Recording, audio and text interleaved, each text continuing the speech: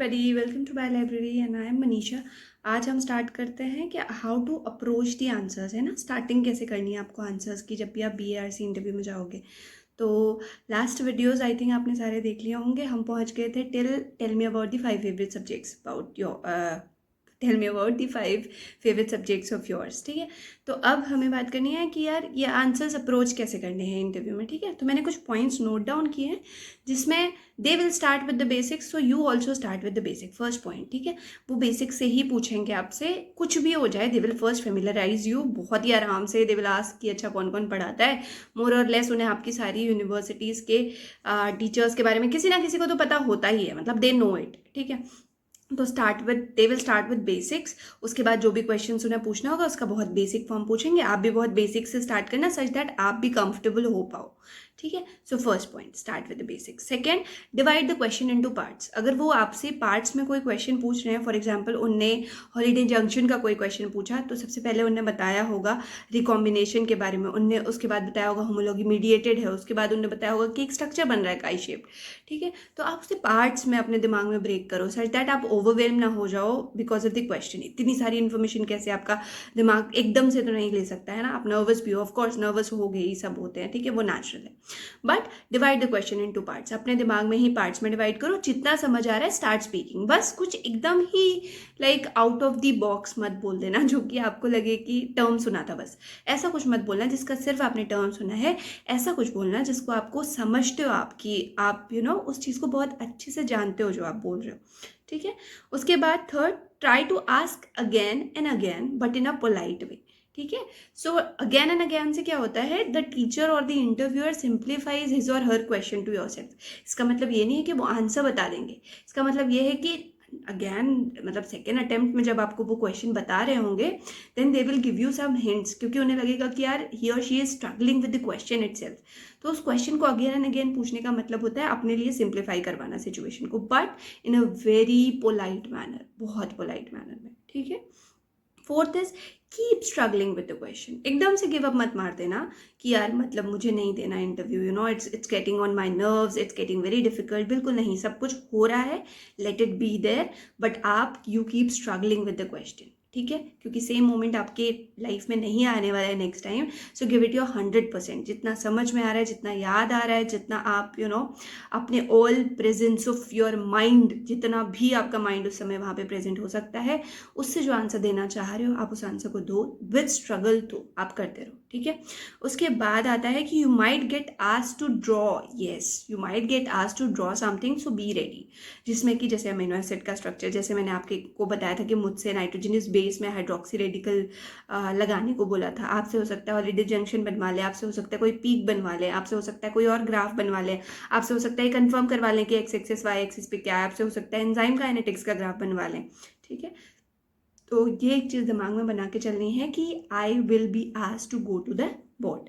ठीक है, उसके बाद यू विल गेट हिंट्स। ठीक है, आपको हिंट्स मिलेंगे फ्रॉम मल्टीपल डायरेक्शंस, क्योंकि ये बोर्ड काफ़ी बड़ा होता है, that is like 7 to 8 members का बोर्ड होता है। तो उन मेंबर्स में से you will get hints from multiple direction. तो अब ऐसा भी मत करना कि एक ने हिंट दिया तो उसी डायरेक्शन में चले गए, दूसरे ने हिंट दिया तो उसी डायरेक्शन में। Try to connect. इन सब के लिए कामनेस बहुत ज़रूरी है, एक प्रैक्टिस ऑफ कामनेस बहुत ज़रूरी है कि मतलब काम एमिड्स क्योस, क्योस चल रहा है आपके दिमाग में कि ये क्या हो रहा है, बट वो कामनेस बहुत ज़रूरी है। ठीक है, वो पीस आप मेंटेन करके रखोगे। Take deep breaths, believe me 4-5 बच्चों के PhD इंटरव्यूज़ निकले हैं टेक डीप ब्रेथ वाले कॉन्सेप्ट से। ठीक है, उन्हें आता है, आपको भी आता है, बट जस्ट बिकॉज आप पेशेंस लूज़ कर देते हो, आप बहुत सारे आंसर्स कॉन्टेम्पलेट कर लेते हो, एंटिसिपेट कर लेते हो कि यार ये हुआ तो क्या होगा, अब कुछ नहीं हो सकता and all that, it's okay. वहाँ पे just take a deep breath and अब मल्टीपल डायरेक्शन से जो हिंट आ रहे हैं उनसे एक स्टोरी बनाने की कोशिश करो। ठीक है, अपना 100% अच्छे वे में, like once in a lifetime opportunity की तरह इसको देखो। उसके बाद all and all try to be fluid in your answers. हाँ, एकदम रिजिड भी नहीं हो जाना अपनी चीज़ों को पकड़ के। जैसे मैं बताती हूँ, although I haven't planned it कि मैं ऐसे बोलूँगी, बट आज जब मैं उस चीज़ को सोचती हूँ तो मुझे वो बहुत अच्छा आंसर लगता है। जब मैंने बात की थी कि हाइड्रोक्सी रेडिकल जुड़ जाता है आपके ग्वानिन के साथ एंड वो एक म्यूटेजन की तरह काम करता है, तो सर सेड कि नहीं ऐसा होता ही नहीं है। तो मैंने बोला सर मेरी बुक में तो हो रहा है। तो इट वॉज लाइक मतलब मैंने बिल्कुल प्लान नहीं किया था, I was not at all adamant कि ये होता ही है, तो मुझे लगा कि मेरी बुक में लिखा है, बुक में गलत होगा, तो दे स्टार्टेड लाफिंग, ठीक है। तो मतलब answer should be supplemented with your innocence, आप बच्चे ही हो उनके सामने, ठीक है। तो आप फ्लूइड रहो आंसर्स में, एकदम रिजिडली पकड़ के नहीं रखना, वो बिलीफ नहीं है आपका, वो एक आंसर है, हो सकता है उसमें रिसर्च आगे बढ़ गई हो, ठीक है। तो आप बोलोगे as far as I know, as far as I have read, वो जो है मैं जितना समझ पा रही हूँ अभी उसके अकॉर्डिंग ये आंसर है, ठीक है, बस। उसके बाद try to lead the interview, ये तो आपके लिए आई डोंट नो, अगर ये पहला इंटरव्यू है तब तो आपको शायद ये बात ही ना समझ में आए, बट अगर आपने 3-4 इंटरव्यूज़ दिए हैं तो आपको समझ में आएगा कि बहुत बार आप मिसलीड कर जाते हो इंटरव्यूज़ को। मिसलीड कर जाना मतलब हम अपनी तरफ से इतने बड़े शब्द फेंक देते हैं सामने वाले के सामने, जैसे हम क्रिस्पर कैस बता रहे होंगे, ठीक है।